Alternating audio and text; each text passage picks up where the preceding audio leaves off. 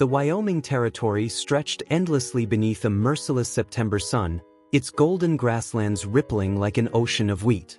Jake Morrison adjusted his worn leather hat, squinting through the dust kicked up by the trading caravan ahead. The air hung thick with tension, and even his weathered sorrel mare seemed to sense the unease, her ears twitching nervously at every sound. Should have stayed home, Jake muttered to himself, but he knew why he'd come. The monthly trade meeting between the settlers and the Shoshone tribe was crucial for survival out here, where the nearest town was 3 days' hard ride away. His small ranch needed the salt and tools the traders brought, and the Native Americans wanted the grain and cattle the settlers offered. The meeting point was a grove of cottonwoods beside Clear Creek, where the water ran cold and sweet. Jake had been coming to these gatherings for 5 years now, ever since he'd staked his claim on 160 acres of this unforgiving land. He'd seen good trades and bad ones, but nothing like the disaster unfolding before his eyes. Thomas Brennan, the lead trader, stood red-faced and gesticulating wildly at Chief Standing Bear, whose stoic expression hadn't changed despite the escalating argument.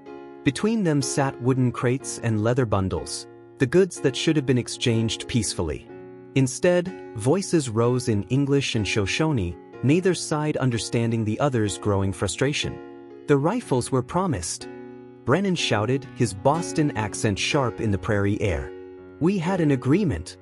Chief Standing Bear's translator, a young brave named Running Wolf, spoke quietly to his leader before turning back to Brennan. The chief says the rifles you brought are old, broken. Not what was promised. The trade is not fair. Jake watched from his position near the creek, his calloused hands resting on his saddle horn. He'd learned enough Shoshone over the years to follow the conversation, and he could see both sides had valid points.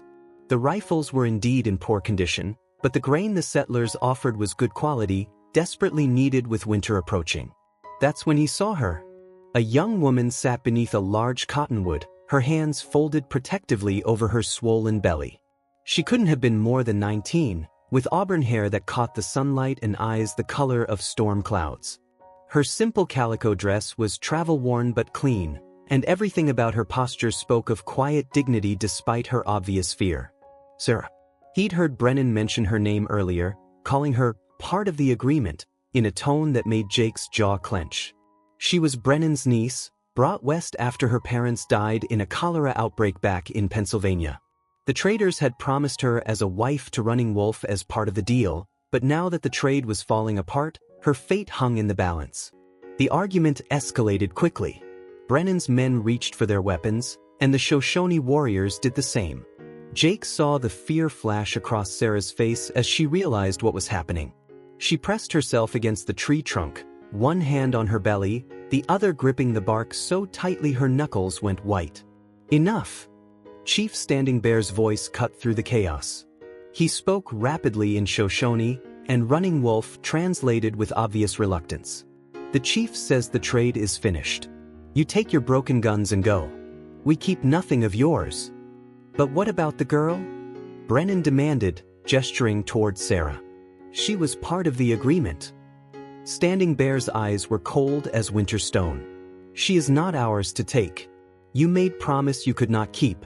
Now you pay for lies. The finality in his tone sent a chill down Jake's spine. He watched in growing horror as Brennan's face cycled through emotions, anger, calculation, then something that looked disturbingly like relief. Well then, Brennan said, his voice suddenly calm, I suppose that's that. He turned to his men. Pack up. We're leaving. Uncle Thomas? Sarah's voice was barely a whisper, but it carried across the grove like a gunshot. What about me? Brennan didn't even look at her. You were meant for them. If they don't want you, that's not my problem. I've got my own family to think about. Jake felt his blood turn to ice. The other traders were already loading their wagons, their faces carefully neutral. Not one of them met Sarah's eyes as she struggled to her feet, her pregnant belly making the movement awkward. Uncle, please, she called out, her voice stronger now but edged with desperation. I have nowhere to go. The baby. Should have thought of that before you got yourself in trouble, Brennan snapped, finally turning to face her. His eyes were hard as flint. I brought you west to solve a problem, not create more. You're on your own now." The words hit Sarah like physical blows. She swayed on her feet, and Jake found himself urging his horse forward before he'd even made the conscious decision to intervene. But Chief Standing Bear raised a hand, and his meaning was clear: any interference would be seen as aggression. Within minutes, the trading caravan was gone, leaving nothing but dust and the sound of Sarah's quiet sobbing. The Shoshone warriors mounted their horses with practiced efficiency, their leader's face betraying no emotion at the white woman's plight. Jake sat frozen in his saddle, torn between his instinct to help and his knowledge that approaching now could mean death for both of them. The tribes in this territory had grown increasingly hostile as more settlers arrived, and one wrong move could spark violence that would spread for miles. As the last of the Shoshone riders disappeared over the ridge, Jake found himself alone with Sarah. She stood by the cottonwood tree, her shoulders shaking with silent sobs, completely abandoned in the middle of nowhere. The sight of her, young, pregnant, and utterly vulnerable, burned itself into his memory. But the sound of hoofbeats in the distance told him other tribes might be coming, drawn by the commotion. With a heavy heart, Jake turned his horse toward home, knowing that leaving her there might be the most cowardly thing he'd ever done.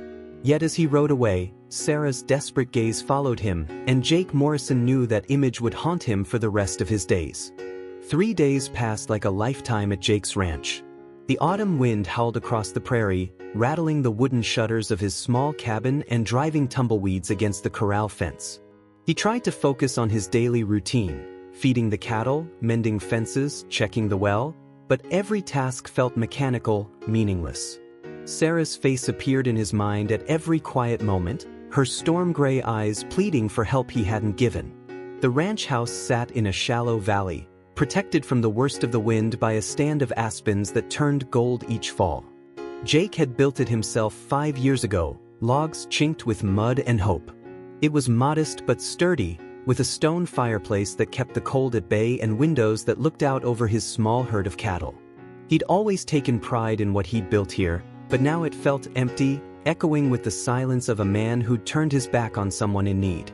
On the third night, Jake sat before his fire, staring into the flames and nursing a cup of coffee that had long since gone cold.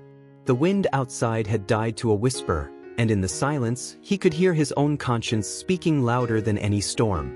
"She's probably dead by now," he said aloud, his voice rough from disuse. The words echoed in the cabin, and he winced at their harshness. But it was likely true. A pregnant woman alone on the frontier, with no food, no shelter, no protection, the odds were stacked impossibly against her. He thought about the way she'd pressed her hand to her belly, protecting the child within even as her world crumbled around her. The memory made his chest tight with something he couldn't name. Jake had never been married, never had children. At 32, he'd convinced himself he was too set in his ways, too rough around the edges for family life. But seeing Sarah's maternal instincts in action had stirred something deep inside him. The next morning brought Tom Kelly, his nearest neighbor, riding up the valley with news that made Jake's blood run cold. Tom was a grizzled former cavalry scout who'd settled 10 miles south, and his weathered face was grim as he dismounted. Found tracks leading north from the trading post, Tom announced without preamble. "Unshod ponies. Looks like a war party passed through yesterday, heading toward the mountains." Jake's heart sank.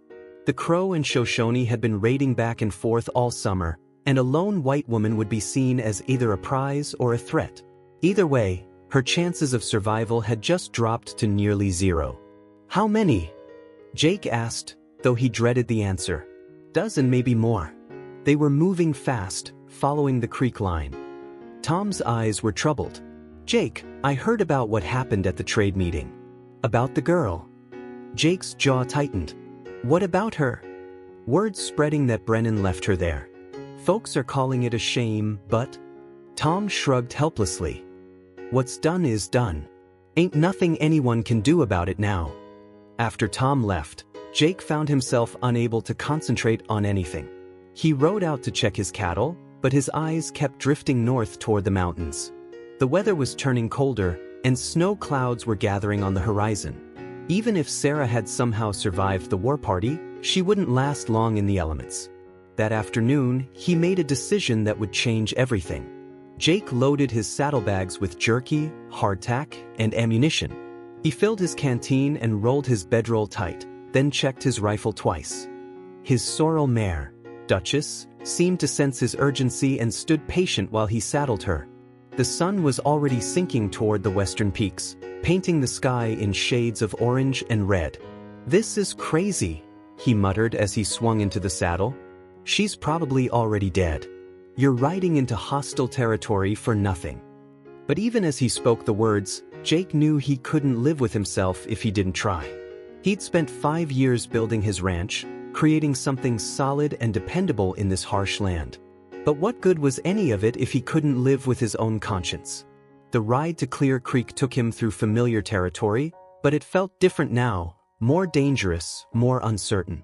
Every shadow might hide a warrior, every sound might be the prelude to an arrow. Jake had fought in the war between the states, had seen more death than any man should, but this felt different. This was personal. As darkness fell, he made camp in a grove of pines, building a small fire and settling in for a cold night. The stars overhead were brilliant in the thin mountain air, and somewhere in the distance, a wolf howled. Jake pulled his blanket tighter and tried to sleep, but his mind kept returning to Sarah. What would he do if he found her? His ranch was a 2-day ride away, and she was heavily pregnant. Even if she was alive, could she make the journey? And what then? He was a bachelor rancher with no experience with women, let alone pregnant ones.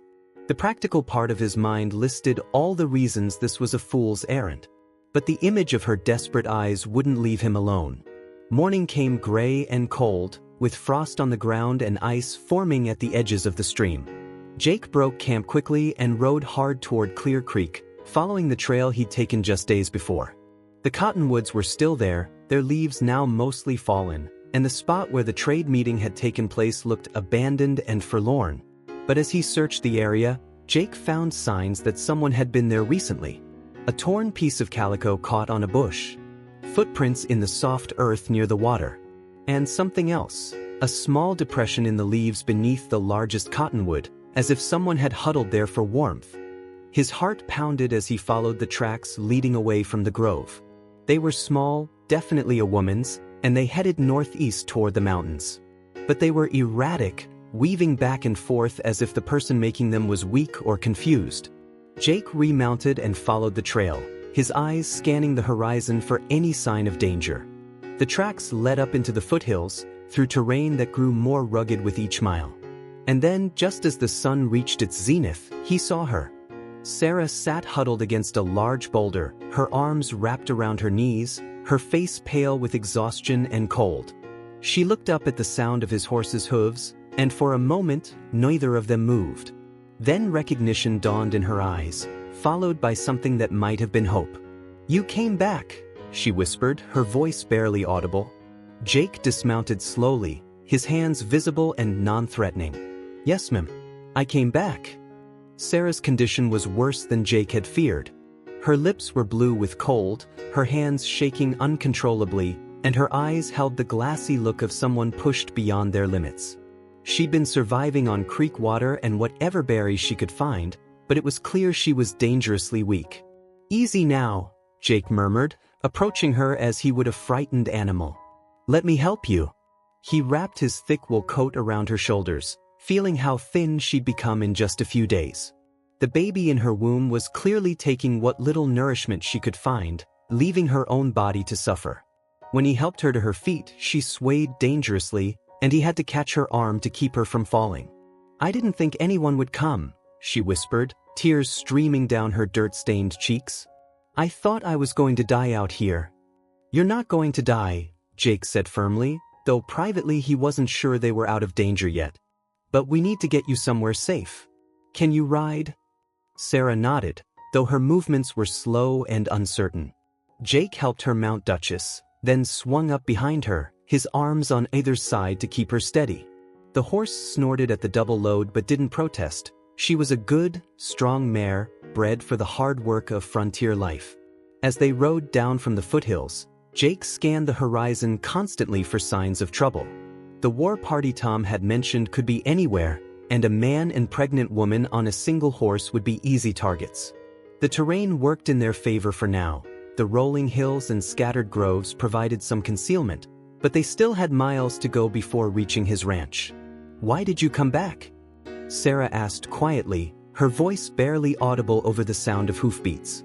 She was leaning back against his chest, and he could feel the tremor in her body that spoke of exhaustion and fear.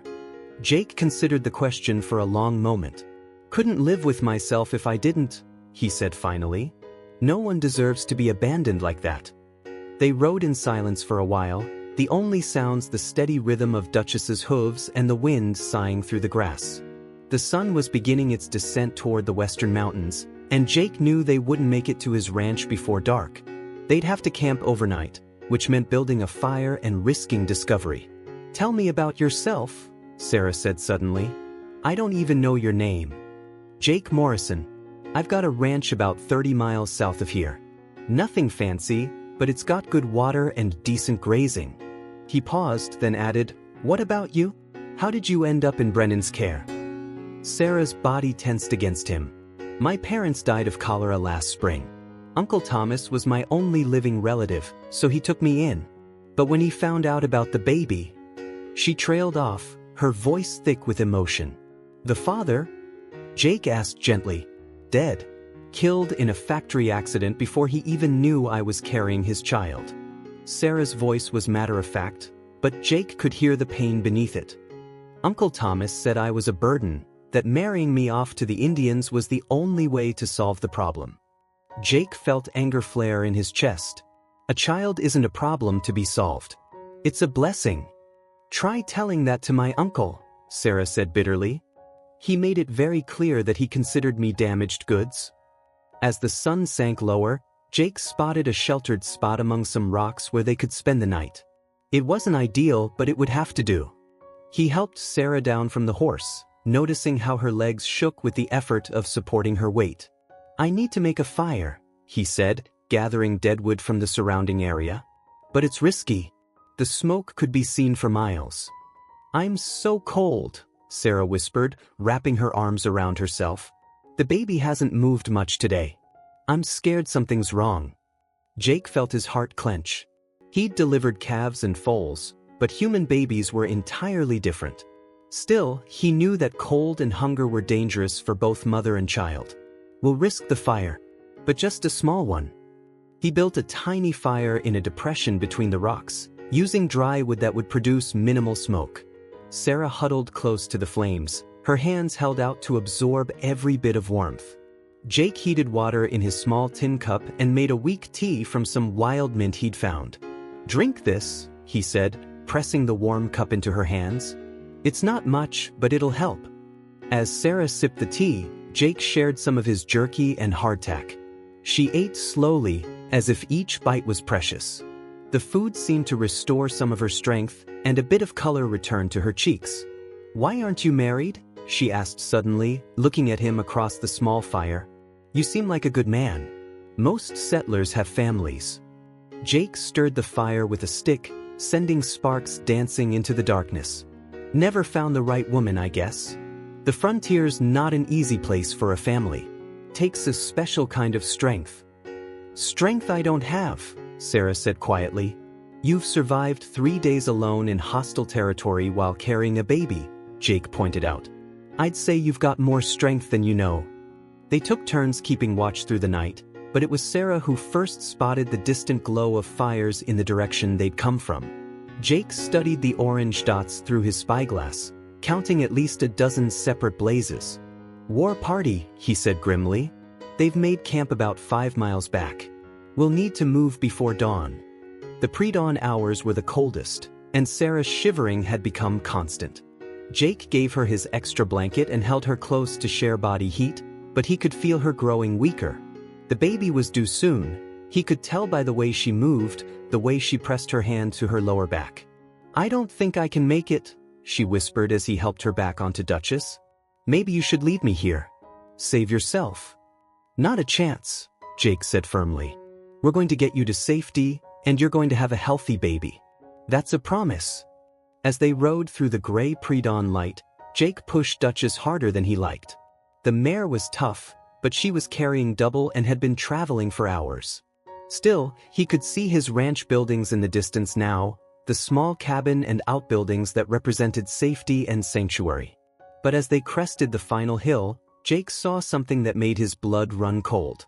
Smoke was rising from the direction of his ranch, not the thin, controlled smoke of a chimney, but the thick, black smoke of burning buildings. "Oh God," Sarah breathed. "They found your ranch." Jake pulled out his spyglass and studied the scene below. His cabin was intact, but the barn was ablaze, and he could see figures on horseback circling the buildings. They'd arrived just in time to watch his life's work go up in smoke. "What do we do now?" Sarah asked, her voice small and frightened. Jake looked at her, exhausted, pregnant, completely dependent on him for survival. Then he looked at his burning ranch, everything he'd built being destroyed by forces beyond his control. For a moment, despair threatened to overwhelm him. Then he straightened in the saddle and turned Duchess away from the destruction. "We find somewhere else to go," he said with quiet determination. "There's an old trapper's cabin about 10 miles east. If it's still standing, we can hold up there until you're strong enough to travel." "But your ranch can be rebuilt," Jake said firmly. "You and that baby can't be replaced." As they rode away from the smoke and flames, Jake felt something shift inside him. He'd come back for Sarah out of duty and conscience, but somewhere along the way, it had become something more. He was no longer just rescuing a stranger, he was protecting his future. The trapper's cabin sat in a hidden valley, tucked away among towering pines and protected by natural rock formations. Jake had discovered it years ago during a hunting trip, abandoned but still structurally sound. It was smaller than his ranch house, just one room with a stone fireplace and a single window, but it was shelter, and right now, that was everything. Sarah was in labor. It had started during the night, subtle at first, just a tightening in her belly that she tried to ignore. But as the morning wore on, the contractions became stronger, more frequent. Jake had delivered enough livestock to recognize the signs, but this was different. This was Sarah, and the fear in her eyes made his own heart race. "It's too early," she gasped, gripping his hand as another contraction hit. "The baby isn't supposed to come for another month." "Sometimes babies have their own ideas about timing," Jake said, trying to keep his voice calm and reassuring. He'd boiled water, gathered clean cloth, and done everything he could think of to prepare. "You're strong, Sarah. You can do this." The cabin was warm from the fire he'd built, and golden afternoon light streamed through the single window. Outside, the world was peaceful, birds singing in the pines, a gentle breeze rustling the leaves. It seemed impossible that such a violent, dangerous journey had led to this moment of quiet sanctuary. "I'm scared," Sarah whispered, her face pale with pain and exhaustion. "What if something goes wrong? What if the baby—" "Nothing's going to go wrong," Jake said firmly, though privately he shared her fears. "I'm here, and I'm not going anywhere. We're going to get through this together." The labor progressed slowly, each contraction bringing them closer to the moment that would change everything. Jake found himself praying to a God he hadn't spoken to since the war, bargaining and pleading for Sarah's safety and the baby's health. She was so young, so fragile, and she'd already been through so much. "Tell me about your ranch," Sarah said between contractions, her voice strained but determined. "What was it like before?" "It was nothing special," Jake said, dampening a cloth with cool water and pressing it to her forehead. "Just a small place, maybe 100 head of cattle. But it was mine, you know? I built every fence, dug every well. There was a kitchen garden where I grew vegetables, and in the evenings, I'd sit on the porch and watch the sun set over the mountains." "It sounds beautiful," Sarah said, managing a weak smile. "Will you rebuild it?" Jake met her eyes, seeing something there that made his chest tight with emotion. "Maybe, but it won't be the same. It'll be something new, something better." As the sun began to set, the contractions intensified. Sarah's grip on his hand grew tighter, and Jake could see her gathering her strength for the final push. The cabin filled with the sounds of her labor, breathless gasps, quiet moans, the whispered encouragement he offered between each wave of pain. "I can see the head," Jake said, his voice thick with emotion. Just a little more, Sarah. You're almost there. With one final, tremendous effort, Sarah brought her child into the world. The baby was small, smaller than Jake had expected, but healthy and strong. A daughter, with her mother's auburn hair and a voice that filled the cabin with indignant cries.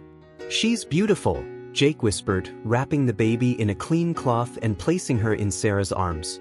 "She's perfect." Sarah looked down at her daughter, tears streaming down her face. "Hello, little one," she whispered. "I'm your mama. You're safe now. We're all safe." Jake stepped back, giving them space for their first moments together. The sight of mother and child in the firelight was something he knew he'd remember for the rest of his life. This tiny cabin, which had seemed like a temporary refuge, suddenly felt like home. "What will you call her?" he asked softly. Sarah looked up at him, her eyes bright with tears and something else, something that made his heart skip a beat. "Hope," she said simply. "Her name is Hope." As the days passed, Jake found himself falling into a routine he'd never imagined. He cared for Sarah as she recovered from childbirth, helping her with the baby and making sure she had everything she needed. He hunted for fresh meat, gathered berries and herbs, and did his best to create a comfortable home in the small cabin. Sarah grew stronger each day, and watching her with baby Hope stirred feelings in Jake he'd never experienced before. She was a natural mother, patient and gentle, singing lullabies in the evenings and talking to the baby in soft, loving tones. But more than that, she was becoming something he'd never dared hope for: a partner, a companion, someone who understood the challenges of frontier life. "I've been thinking," Sarah said one evening as they sat by the fire, Hope sleeping peacefully in her arms, "about what happens next. I can't impose on your kindness forever." Jake looked up from the piece of wood he'd been whittling. "You're not imposing. You're—" He stopped, not sure how to put his feelings into words. "I'm what?" Sarah asked gently. "You're home," he said finally. "You and Hope. I know it's crazy, and I know we haven't known each other long, but I can't imagine my life without you in it." Sarah was quiet for a long moment, looking down at her sleeping daughter. "I feel the same way," she said softly. "But I don't want you to feel obligated. You saved my life, Jake, but that doesn't mean you have to take care of me forever." "It's not about obligation," Jake said, setting down his whittling and moving closer to her. "It's about choice. I choose you, Sarah. I choose this life we're building together." She looked up at him, her storm gray eyes bright with unshed tears. "Are you sure? Really sure? Because once I say yes, there's no going back. You'll have an instant family, a woman with a past, a baby who's not even yours." Jake reached out and gently touched Hope's tiny hand. The baby's fingers closed around his thumb, and he felt his heart melt completely. "She's mine now," he said simply. "You both are if you'll have me." Sarah leaned forward and kissed him softly, a kiss that tasted of hope and new beginnings. "Yes," she whispered against his lips. "Yes, Jake Morrison. I'll have you." 3 months later, they were married in the small church in Sweetwater, the nearest town. Tom Kelly stood as Jake's best man, and Mrs. Patterson from the general store served as Sarah's matron of honor. Baby Hope gurgled happily in her mother's arms throughout the ceremony, as if she approved of the proceedings. They rebuilt the ranch together, working side by side to create something new and better than what had come before. The cabin was larger this time, with a proper nursery for Hope and a kitchen where Sarah could cook the meals that filled their home with warmth and laughter. Jake never forgot the sight of Sarah abandoned beneath that cottonwood tree, or the desperate journey that had brought them together. But he also never forgot that sometimes, the most beautiful things in life came from the most difficult circumstances. As he watched Sarah teaching Hope to walk in the kitchen garden, her laughter mixing with the baby's delighted squeals, Jake knew that riding back for her had been the best decision he'd ever made. Love hadn't just bloomed amid the chaos of the frontier. It had taken root and grown into something stronger than either of them had ever imagined possible. The Wyoming territory was still harsh and unforgiving, but it was also full of possibility. And Jake Morrison, once a lonely rancher, now had everything he'd never known he wanted. A wife who was his equal, a daughter who filled his heart with joy, and a future that stretched as wide and promising as the prairie itself.